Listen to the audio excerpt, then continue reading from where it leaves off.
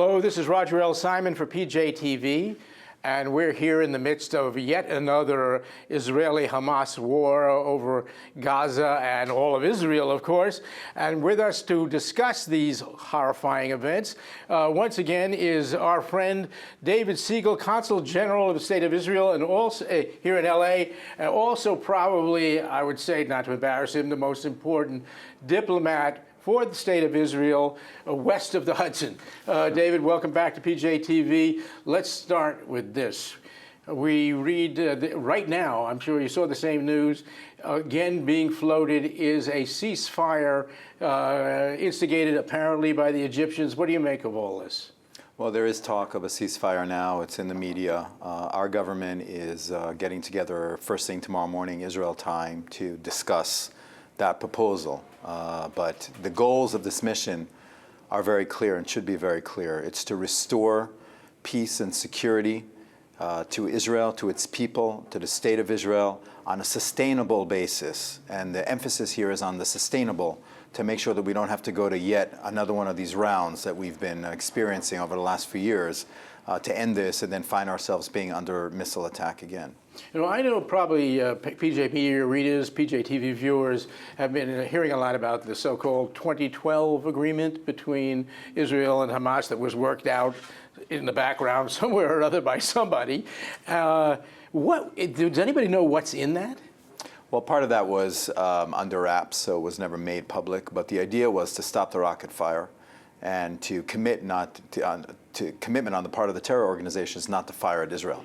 Obviously, with everything we know, that agreement was violated repeatedly. And in fact, now we're in a situation where 80% of Israel, not just southern Israel, 80% of Israel, with repeated volleys on Jerusalem and Tel Aviv, 80% of the country is under the threat under the threat of missile attack right now as we speak, with 15 seconds to a minute and a half, depending where you live. We can't live that way. In the United States, that would be like a missile attack on the United States, on every city in this country from LA to Philadelphia, maybe excluding the Northeast. So no one can live that way. Yeah, the nukes and would everyone be understands that. I mean, that. there would be ICBMs in the air. I mean, Israel is probably very restrained in this instance. But here's the question. A lot of this talk is to return to this 2012 agreement, whatever it is that no one knows. Does that make any sense? Since only 18 months, what are we, 18 months since that agreement, and now? Just about. Yeah. So again, I'm not privy right now, or we cannot talk about what the ultimate agreement will be. We do know that they're floating all these proposals right now. Part of that is because Hamas is under pressure as a result of this operation. They've been unsuccessful. Even after firing 1,000 rockets at Israel's major population centers, they've been unsuccessful in really affecting life in Israel or killing civilians, even though that's been their intent. And every one of those missiles is a war crime on their part, and hiding behind their own population as human shields is another war crime on their part. So the pressure is on them to end this. Our goal, again, is to bring about a sustainable period of security and peace for Israel, and the emphasis again is on sustainable, and we'll see what the terms are and what Israel will eventually agree to, but those have been the goals of this mission, and we're determined to fulfill those goals, whether it's militarily or diplomatically. I know you're a diplomat, but let me ask you a question, and that is, how could those goals be obtained short of demilitarization of Hamas? Well, we're going to continue working on demilitarization of Hamas, but you know, in life, you know, there are situations where you can't achieve everything you want to achieve. It's the art of the possible.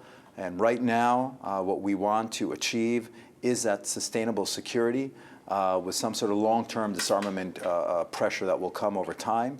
But the facts are the facts. Right now, Hamas has lost around a half of its missile capability as a result of this week. They're not in good relationships with their neighbors, chiefly the Egyptians, and hopefully we can maintain a situation of both deterrence and the degrading of their military terrorist capabilities that will be sustainable over time. Speaking of degrading, one of the great stories of last week all over the media has been the remarkable success of the Iron Dome system, which is Israeli designed and U.S. financed to some degree. I don't know how the mix is exactly. Co-financed. Co-financed. The great thing about something like this, and I was reading on the Times of Israel had a very interesting article about how in the field they were able to tweak it the way you tweak your iPhone almost. But as we all know, sooner or later, Hamas and similar people will come up with a little bit better weapons than they're using. What then? Well, you're absolutely right, Roger. The Iron Dome has been an incredible, game-changing success. It's Israeli technology, but it's a joint U.S.-Israel program. We are deeply appreciative to the United States, both to the administration and certainly to Congress, for helping us fund 8 and maybe 9 of these batteries that are already in place, and they're saving lives every day, both on the Israeli side but also on the Palestinian side, because without that Iron Dome, with 1,000 rockets on our main cities, the equivalent of our Washington, D.C. and New York, Tel Aviv and Jerusalem, we wouldn't be able to be surgical or patient with Gaza the way we've been. So it's been an incredible development for us, and it will continue to be improved over time. They've been focusing on this missile threat as a tool of the resistance for many, many years. And the fact is, they've been unsuccessful. So Iron Dome, to date, has been incredibly successful. Well, let's hope it continues to be. I mean, there's no question that Iron Dome itself is successful. The threat is that Iran or some other player will move in with more powerful weapons and more sophisticated weapons. Israel has another program to answer that. Of course, David Sling, is that it? We have David Sling that is in operation. We have several levels of the Arrow missile system. But speaking of Iran, it's very interesting because as the world powers are sitting down with Iran to try to negotiate a final deal on their nuclear weapons program next week in Vienna, we have to remember that the source of these very dangerous rockets that Hamas and Palestinian Islamic Jihad are firing into Tel Aviv is Iran. So it all sort of comes together. Iran is a major terrorist supporter, sponsor, funder, and equipping these folks with these weapons of destruction. And we don't want this country to have the ultimate weapons of mass destruction. Speaking of Iran, I've read that one speculation is that this current round of Hamas firing was actually instigated by Iran to take the eye off of the world off the final talks going on in Vienna. I don't know, what do you think about that? But well, the timing is very interesting, isn't it? It's all happening at the same time, both the kidnapping and that whole wave of violence that we experienced last month and now this month. But again, what we have is the rocket fire into Israel, and they need to stop that rocket fire, and hopefully we'll get there.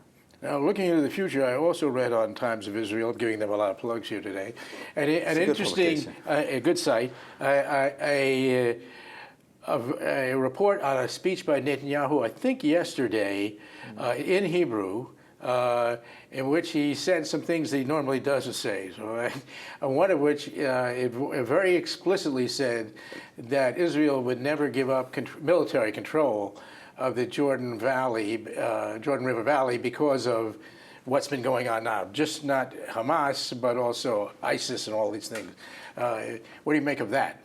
Well, we've been through several rounds of peace negotiations and Israel ceding territory, whether it's in Lebanon or in Gaza, and we've seen the results. We've seen that when Israel pulls back, the terrorists tend to move in and use that territory both as a missile firing base, but also as an area that you can dig tunnels underground, go under the border with Israel and attack Israel both from above and from below and from the sea. So this is a very, very serious and brutal opponent. And if we eventually reach an accommodation on the West Bank, Judea and Samaria, that would enable a two-state solution, there has to be security guarantees for Israel that include the border with Jordan and include all sorts of a whole host of variables that, again, we see how critical they are. Gaza was under international guarantees as well in the past, and we see what happened with those guarantees. So this may be the end of Israel believing in international guarantees. What are you watching?